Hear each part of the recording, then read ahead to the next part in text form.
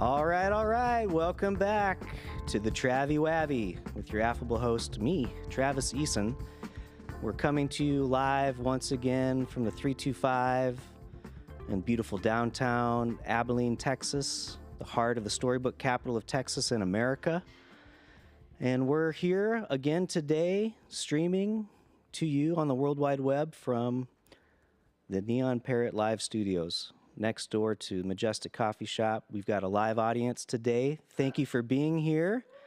And we invite you to come down Thursday mornings around 10, grab some coffee, come next door, sit and enjoy the Travi Wavi, followed by the Breakdown with Ben.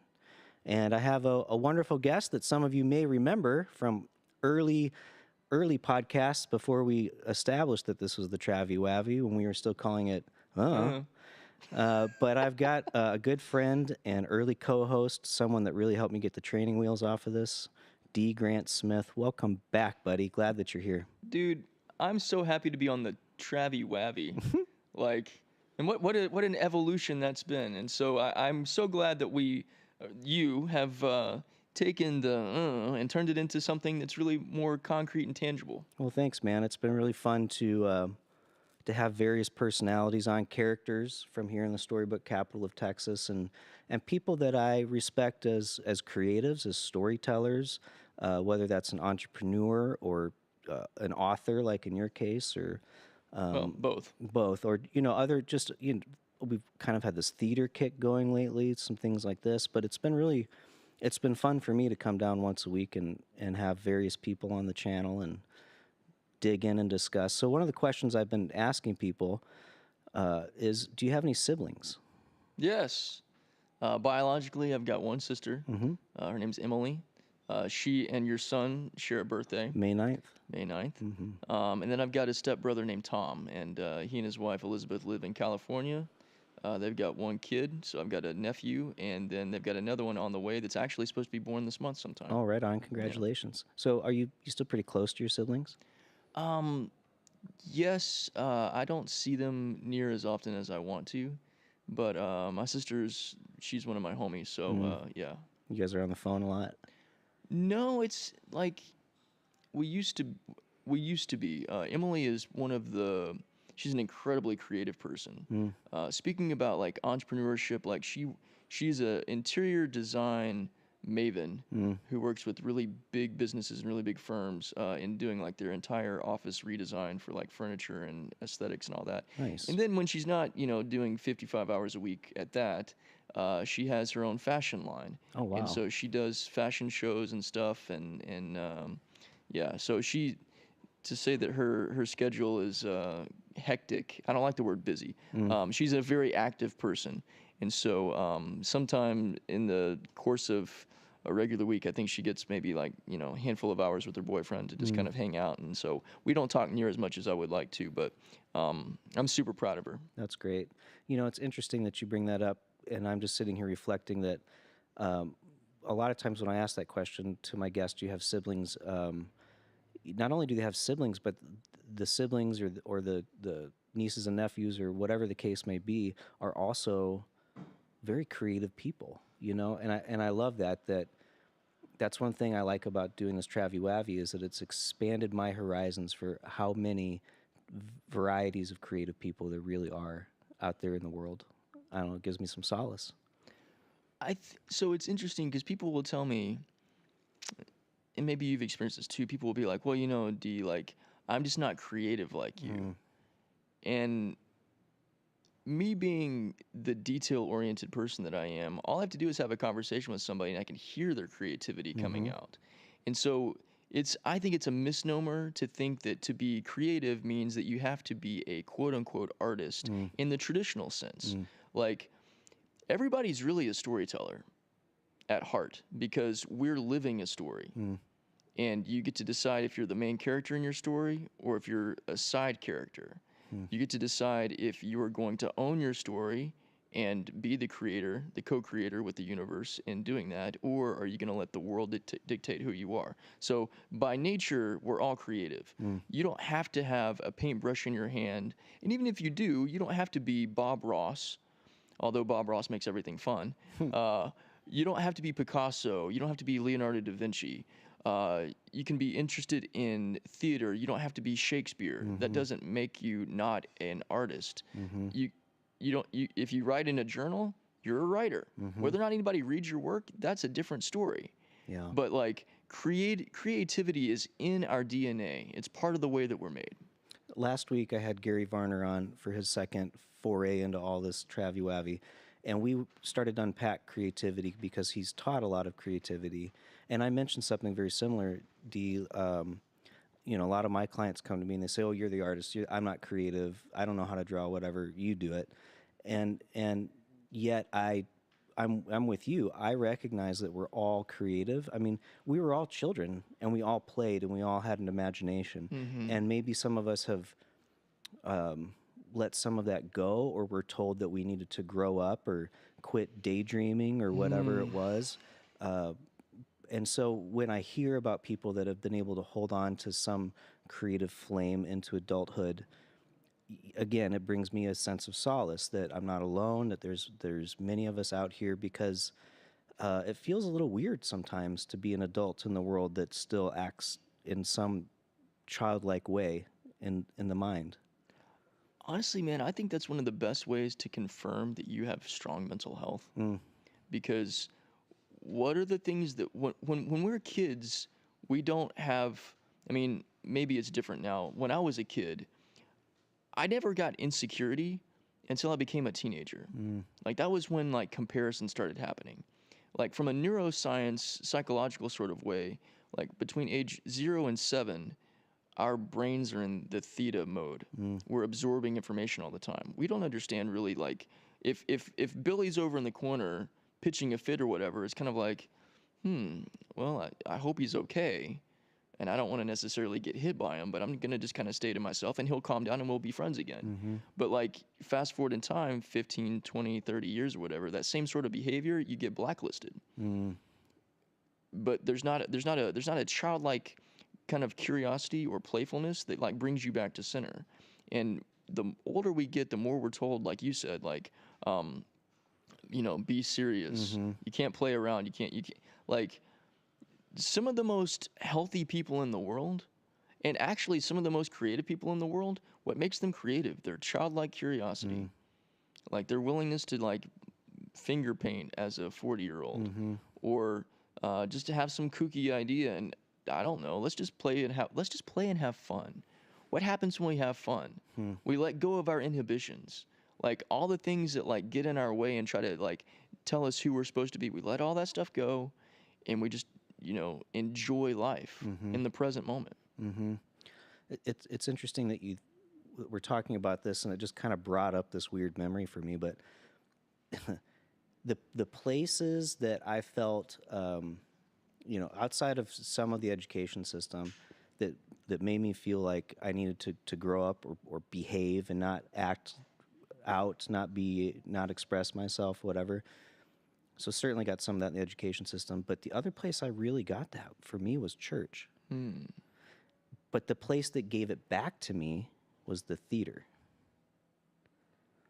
I don't know, I'm not trying to make a grand statement about anything, because all churches are different and all theaters are different. But for my own journey, that just popped into my head. Like I just had that moment of realization, like, wow, those were the situations where I was made to feel like I needed to grow up, I needed to behave, and I needed to fall into place and sit down and be quiet, versus this other place, the theater, that encouraged me to speak from my diaphragm and hit the back wall and be true and authentic on stage.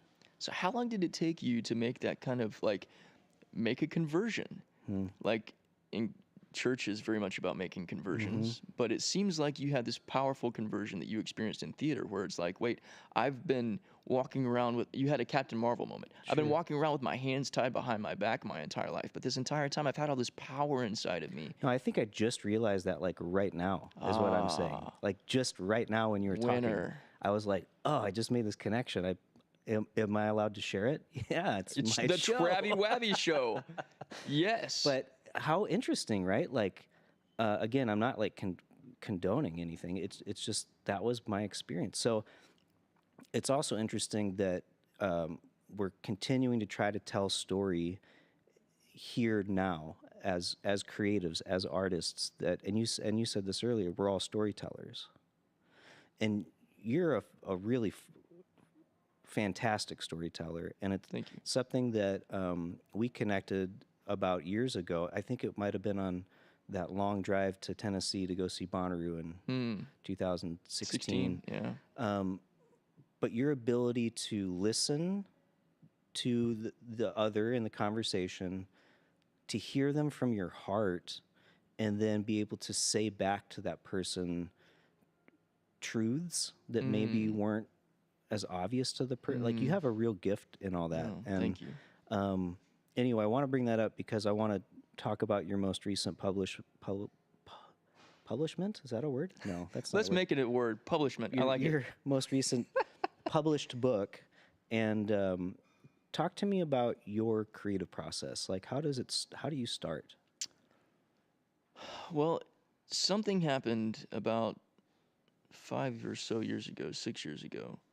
I was in a relationship with somebody really special to me, and she had this key to just like open up some door inside of me that I think I'd been trying to open up, but like hadn't been able to. And suddenly, like, all these stories just started coming to mind, and I was writing them and sharing them. And then she challenged me. She's like, "I know you're writing all this stuff for me. What if you wrote something that wasn't about, like, something beyond just you and I?" And I was like, let me see if I can do that. And so it wasn't the first story in here, but there's a couple stories in here that were like some of the first things I ever wrote. And I was started getting. No, I know exactly what the first story was. I've got a friend named Boopinder, and I think he's out of Seattle, but he's an engineer. But we used to both be, and I still am technically, on this social audio app that at the time was called Wisdom. Now it's called Noom Vibe. But Boopinder and I were both like OGs there. Like, the first 200 people there were just like people that were given exclusive beta test introductions. And well, he and I started listening to each other, and we were vibing on some of the same sort of spiritual wavelengths. And I heard him give this really powerful talk, and I went on and because you can invite one person at a time to come in and share with you and talk with you, kind of like as a guest, like live, but it's audio only. And so I was just, complimenting him on what he was talking about, and he asked me a question. I don't remember what the question was, but I do remember that his question to me challenged me to think deeper for like 36 hours. And I was still wrestling with his question to me. And then I had this story pop into my head at a coffee shop the next day. And I was like, well, I'm gonna write this out as a story and just kind of see where it goes. And as I was writing the story, then the answer to his question came to me. And when I got finished writing the story, I was so excited about, like, now I can see what was kind of invisible to me for so long. Now I can see so clearly. I want to share this. So I went on the app and I just started reading the story, and I dedicated it to him. And I sent him a message like, "Hey, I'm going to read this story that's kind of inspired by something you said to me yesterday." And so he listened to the story and he was like, "Wow, that's really powerful, dude." And that kind of, with the combination of all these different people that were kind of like encouraging me in their own unique ways to like, "Hey man, you've got something inside of you, let it," like, you just had this epiphany and you let it out. So I just started writing when I would get these ideas. And then it turned into like a regular sort of download thing. And it still happens. When I wrote the stories that are in here, I wrote mostly between about 2021 and 2022. And they would just come to me like almost every week. I'd get a new idea, I'd write it down, and then I'd share it, and I'd read it, and people would be like, "Oh wow, this is you need to put this in a book." Well, I started turning it into PDFs, and I turned it into audiobooks, and I started putting them up for sale on my website, which is growthfarming.com. Shameless plug. Growthfarming.com. Because as a storyteller, I think one of my purposes in life is to showcase to people who they are, like you were saying. Like, I do listen with intention, and I do listen paying attention to detail, and I do take the details that people give me and I ask follow-up questions because I'm curious. I want to explore more. This book is a curated selection.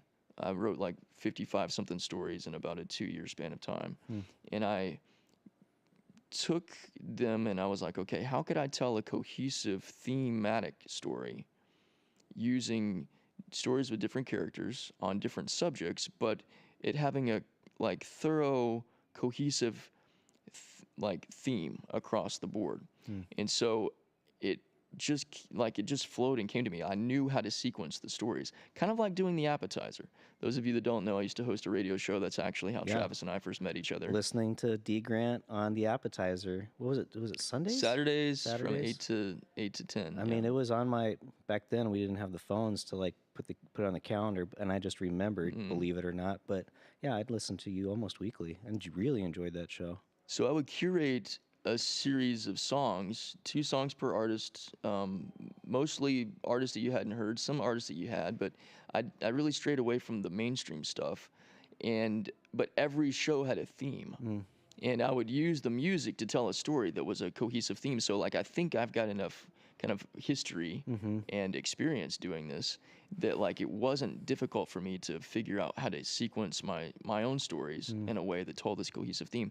The cohesive theme of The Resplendent Window is a journey into our heart and into our soul, because we spend a lot of time in the entrepreneurial business space working on our mindset and thinking that if I can just get my mind around this the right way, or if I could just think the right thoughts, and everything will work out. Well, the mind is a part of the equation, but the Heart Math Institute has shown with scientific research and studies about energy frequency.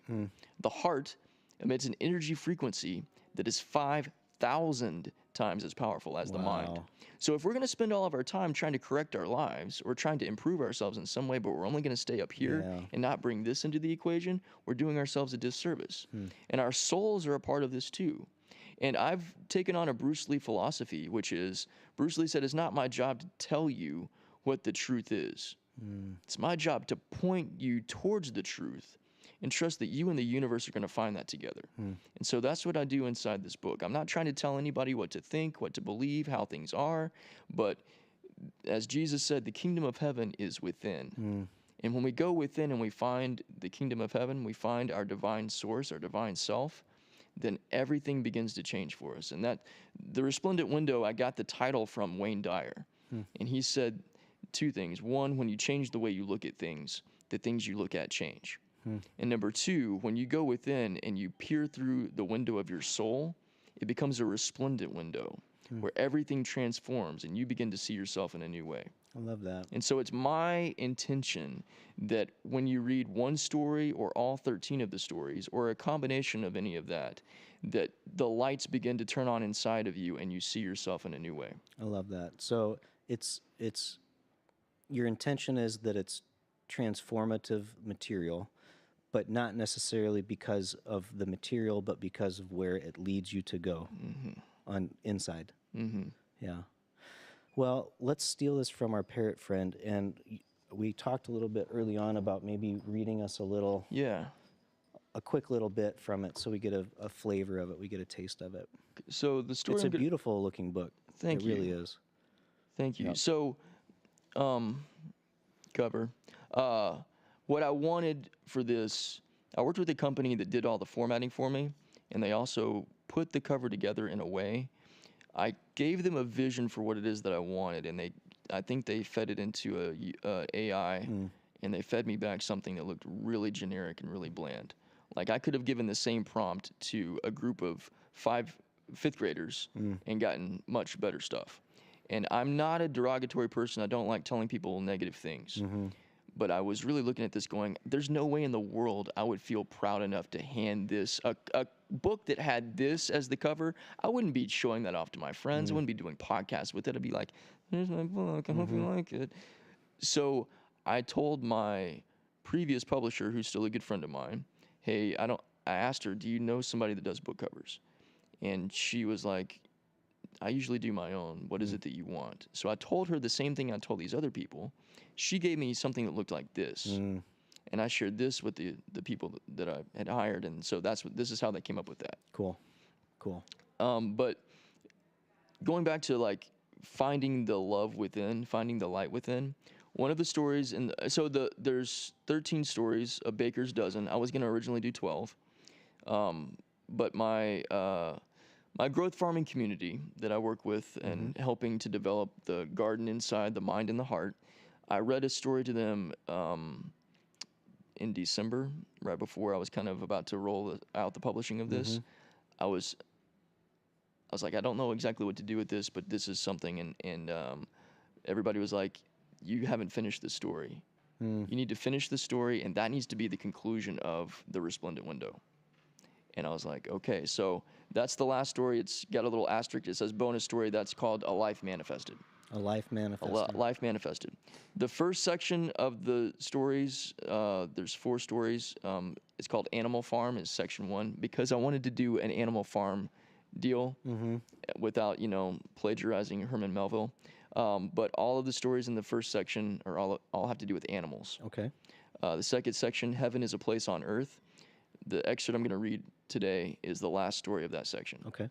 And so the Saturn of Utopia is a picture of what heaven could look like if we were to walk around in it. And so the main character, his name's Walter.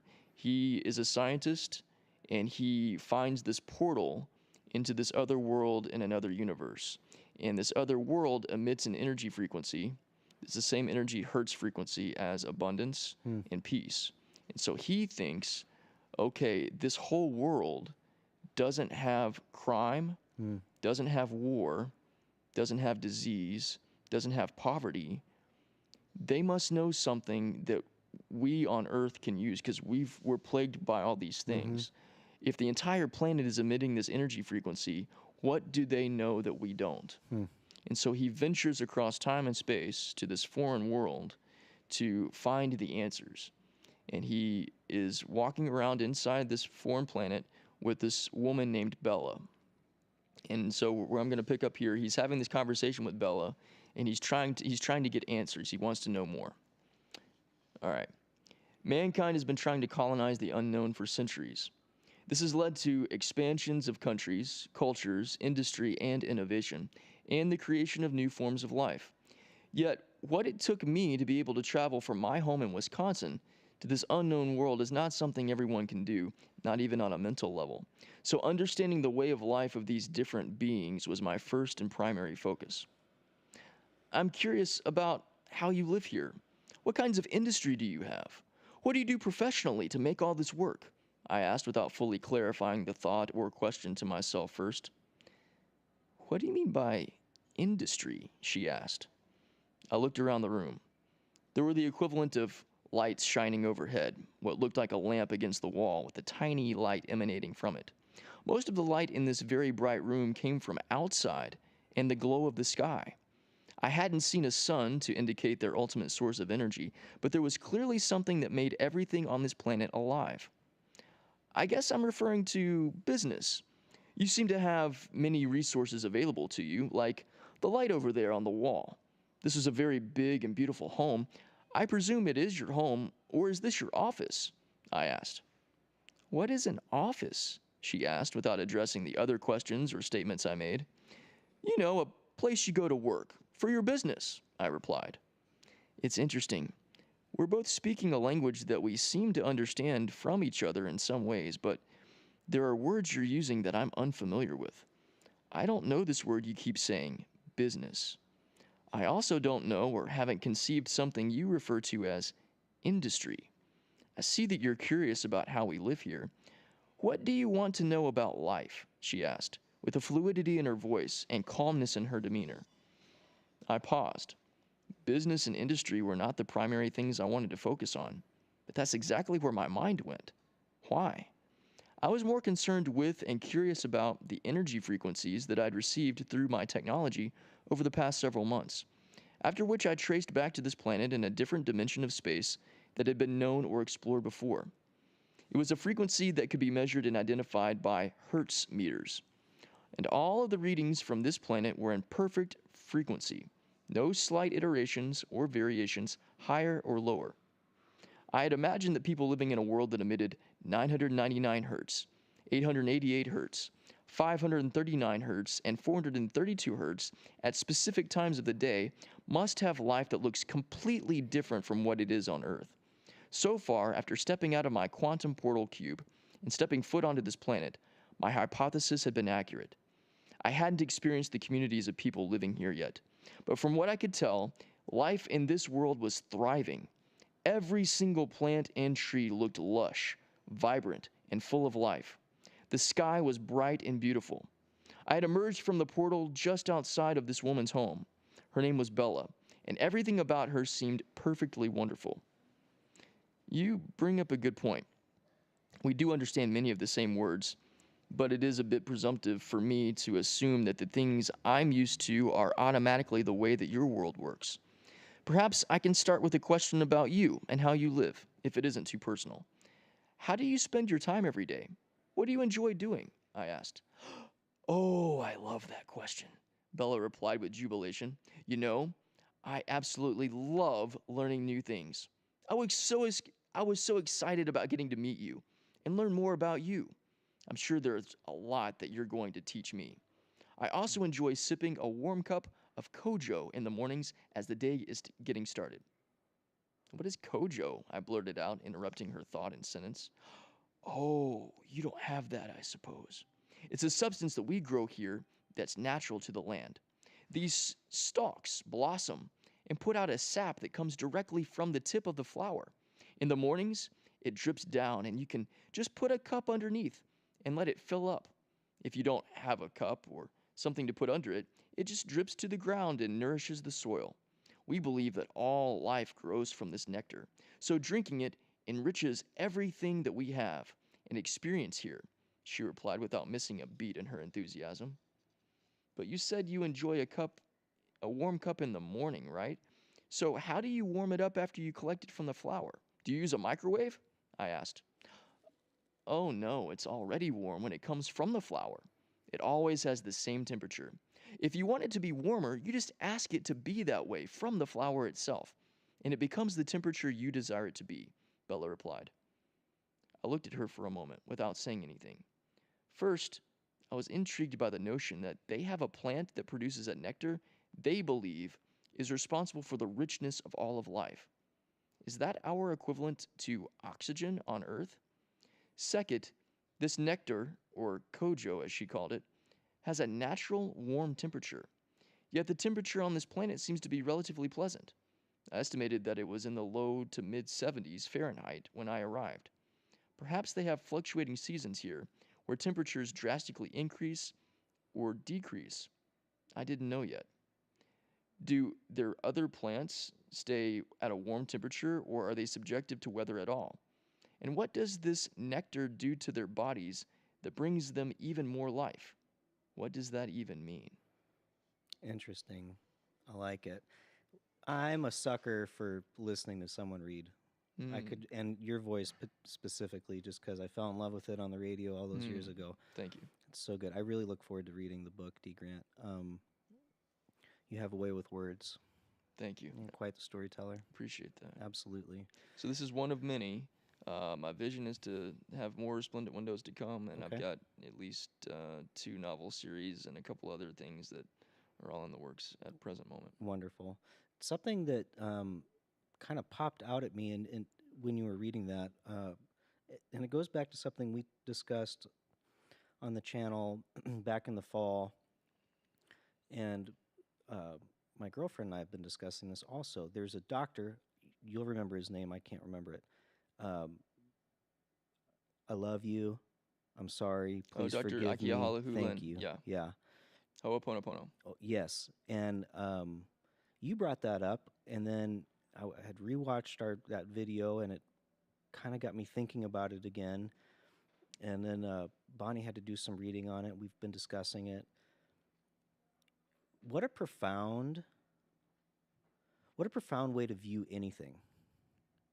And I've done a tiny little bit of practicing that in some really difficult internal moments for me over the last few months. And man, what a path forward. It's powerful. That's been one of the most transformative practices of anything. What I've discovered about life, I'm going to quote Mark Twain here. He said, "The older I get, the more I realize how smart my dad was." And that's 1,000% true. But one of the things that I've also learned is that sometimes the easiest and most simplest things in the world are actually what we need the most. I think, the internet's kind of proof of this. AI is proof of this. We're actually looking for simplicity. We want something that is not complicated. And the more complicated something seems, the more distant and impossible it is. And yet, we seem to also be trying at times to overcomplicate things. Like we want to know how all the details work. We want to figure it all out. We want to be able to see the outcome in our minds and how to get there a lot of times before we're willing to take action. I think seeing the outcome in our minds and living in that presence in the moment, because it's an internal experience that we're wanting to have from some sort of external reality. Like that's quantum physics, sure, it's spirituality and it's psychology, it's everything. Like, does making $1 million give you happiness and fulfillment? Sure. Can you experience that same kind of happiness and fulfillment right now in this moment? Yes, you can. So if going within your inner world and experiencing the joy of imagining yourself holding $1 million and feeling that happiness and joy, it's not tangible yet in front of you, but you've given yourself the feeling that that thing is going to experience. That's simple. Having a difficult experience with another person and telling yourself, I don't want to be at odds with this person. This is a reflection in some way of something going on inside of me that I can't see. So I'm going to breathe in. I don't know what this is. I don't know why it's happening. I don't know what exactly it is that this is a reflection of in me, but for whatever that is, I'm sorry. I take responsibility. Please forgive me. For whatever it is inside of me that's being reflected with this other person. And I pray forgiveness for them, for whatever is going on inside them that they can't see. And I'm appreciative of them in my life, and I want them to have happiness, joy, and peace. Thank you. I love you. Like, that's incredibly simple. And then letting go of how the transformation, how the healing, what happens, the steps that are involved in the process, it really has nothing to do with us. We just take care of ourselves. That one practice brought, I think that's the thing that brought restoration between Leilani and I. And I was married to her for almost a dozen years. And we were at each other's, like, for a while too. And then, like, letting go and just letting peace happen. And I ho'oponopono'd the shit out of that relationship. And I consider her to be a dear friend. I love her with all my heart. Like, That's great. That's so anytime anybody brings up anything that involves, like, any sort of negative thing between anybody, I'm like, let me tell you this beautiful, sweet, simple thing. So I'm just curious because part of what I'm trying to do on this Travi Wavi is like unpack like creativity in some way and storytelling in some way, but like all of this is relational at some level. And even as an artist and a creator, I can go off in my own little hole and make something, although I've discussed this with lots of people on the channel. We all feel like collaboration is the better way to create, to bring something into existence.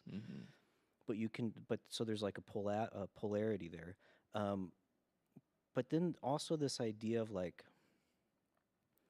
to really create well, what does that look like?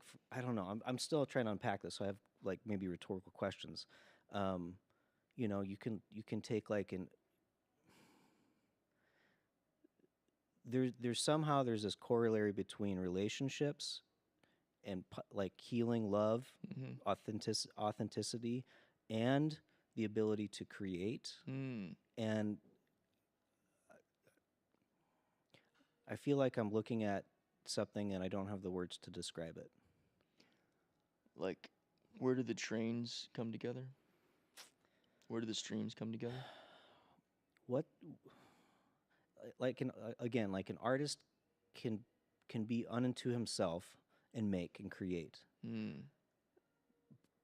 But it's still somehow it's based on relationship, whether it's relationship with Yeah, self, yeah, relationship with an external world, yeah. relationship with the trauma that they've experienced or the joy or whatever.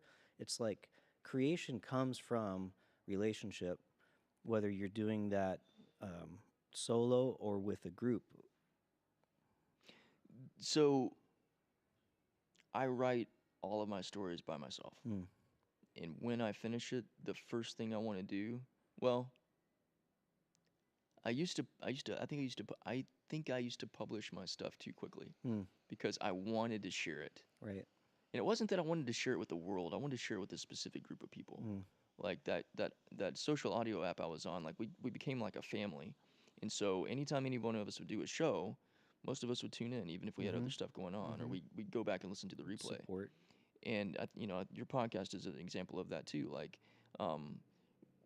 we're here sharing our hearts and our stories with each other, and because even though the things that you've experienced that have created a lot of epiphanies and like realizations and stuff, like maybe you experienced that by yourself or maybe you experienced that with somebody else, but like once you have that experience, you want to give it to somebody. Yeah, or like just the I heard something recently like it's as an artist, it's selfish to not release it and let it go. It's like it doesn't actually exist until you share it, which again is relational. And also, it doesn't belong to you. No, it's not yours, right? So like I love Gary Varner's saying of done as art. Like whatever that means to you as an artist or as a creator, because we're never gonna reach perfection in anything ever. So at what point can you say, I'm birthing this into the world and let it go and be okay with that? And yeah, it's terrifying. It's terrifying. Maybe that's the grow up, get over it. Keep making. I think it's terrifying, and in the terrifyingness is the liberation. Because I don't know about you, man. I've got numerous examples of my own personal story when I've been scared to death and done it anyways, and then making that trek. Like, I mean, I got into boxing because I was afraid of getting beat up. And so instead of continuing to run away, I chose to run headfirst into that. But I remember, like, I'd been training at the gym for probably maybe 6 months. I'd been there for a while. And I always got partnered with the same kid, my buddy Rudy. I was 10 years, no, I'm way older than that. I was significantly older than him. He was a teenager, but we were about the same height and build and everything. But he had an amateur background, and he had a winning record, and that kid hit hard, and he hit fast, and he knew what he was doing, and I didn't. But I would get paired with him all the time, and so I knew what his speed was. I knew how hard he hit. Like, but when we get up, we're gonna finally spar, and I'm waiting in line, got my gear on, got my stuff on, and there's 6 people in front of me, and I know he's on the other side, and I know I'm gonna get paired with him, and I know I'm gonna have to fight him, and I don't want to. But I know that the only choice out of this is to walk away and walk out of the gym, and I can't come back because there is no quit. And so deciding to step in there, even though everything inside my nervous system, everything inside my mindset is like, dude, this is Run away. yeah. But stepping through those ropes, getting in there and getting smacked several times woke me up. Yeah. And I was like, Rudy's not this guy named Mike that used to harass me every day at school, but I'm going to treat him like he was. And so like I was begging him to hit me harder.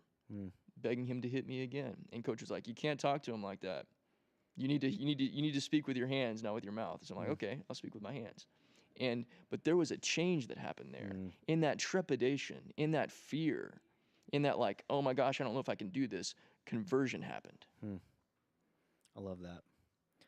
For me, it kind of goes back to this idea that at some point in whatever project or relationship or whatever, at some point along the way, I'm gonna experience difficulty. I'm gonna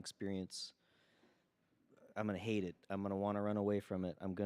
My nervous system's gonna be going crazy, and I'm gonna want fight or flight, right? And to me, that's always the cue that I need to put the helmet on, maybe cinch it down a little harder, but keep going. And it's funny because the more that I have been sharing that and talking about that, the more obvious it's becoming and the more difficult it's becoming. So I know it's true. It has to be true. And I think as a creative person, finding the things, the authentic truths that we can, and putting them into our little satchel along the journey of life, so that we have some of those things, so that when we're uncertain, when we're desolate, when we're scared, when we're broke, when we're flat on our chin, that we have some things that we can pull out of our bag and say, but I know that this is still true. You know, whether it's, I know that relationships are the most important thing. That's something that just continues to be like the most glaring and obvious thing. There's a story in this. Somehow there's a story in this. Now, whether or not that ever gets told, just reminding myself that I'm on a journey, that this is my story, and that it's okay. Yeah, collaboration. I don't know. Rambling here a little bit. You're also, Travis, like, you are a source of incredible wisdom, my friend. Oh, thank you, brother. Like, that's always been true. I mean, referring back to previous things that I've written, Be Solid, How to Go Through Hell and Come Out Whole.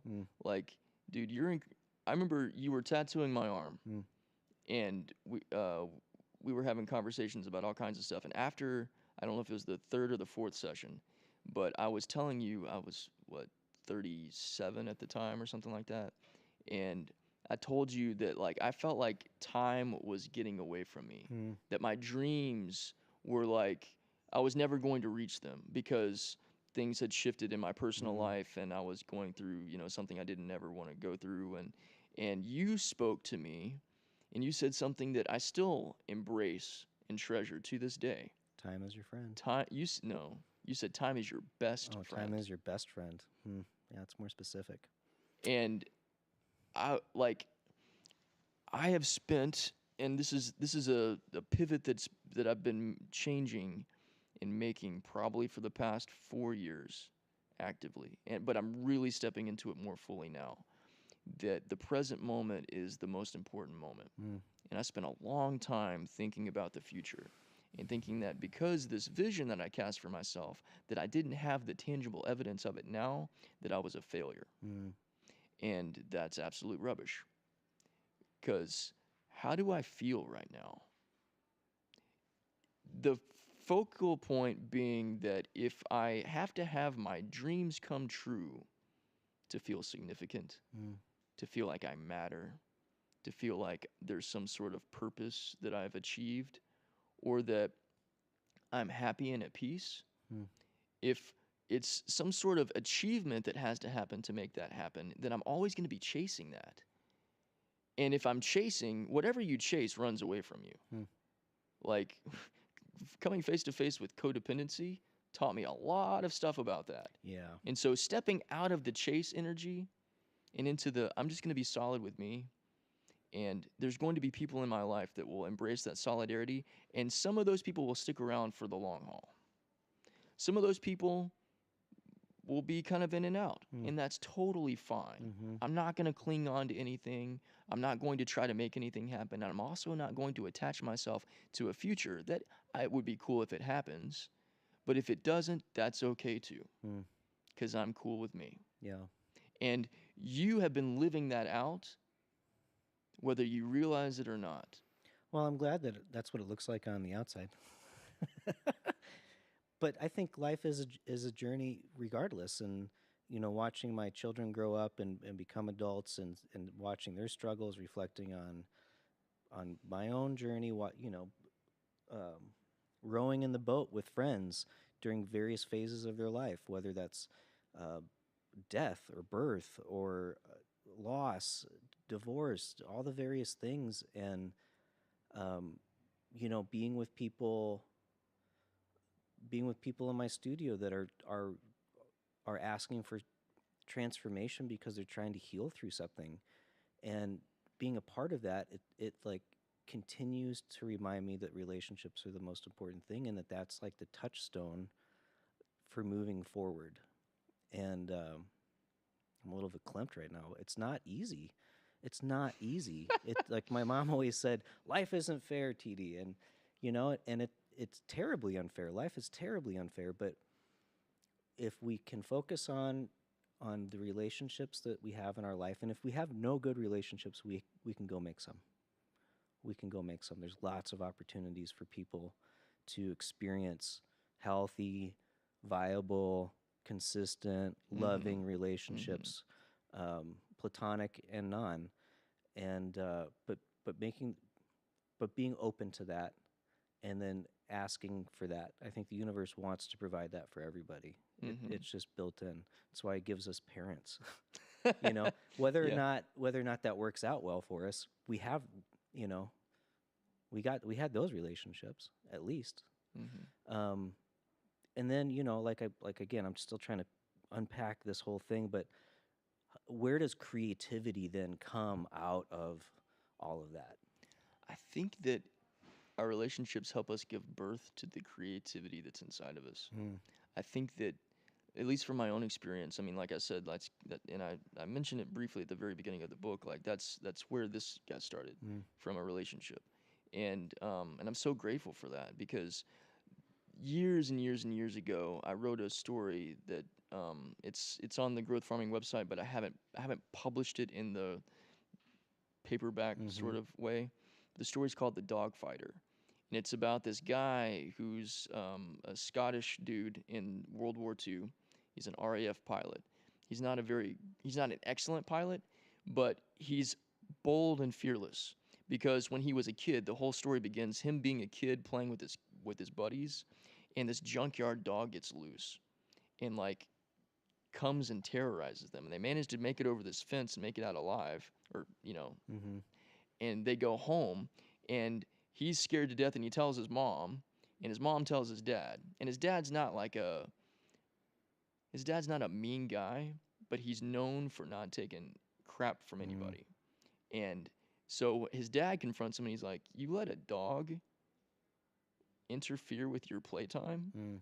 Why did you let a dog have that kind of power over you?" And he's like, "Dad, this is a big junkie." He's like, "I don't care what kind of dog it was. I don't care how big it was.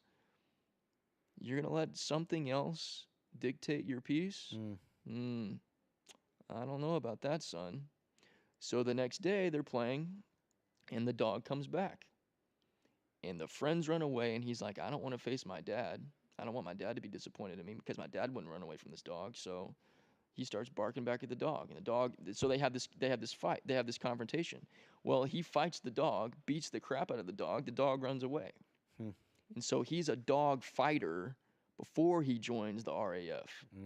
And so when he's in the RAF and he's in a dog fight, he reflects back to this time where I can't run away from. I don't care that there's more of them than there are of me. I'm not backing down from this.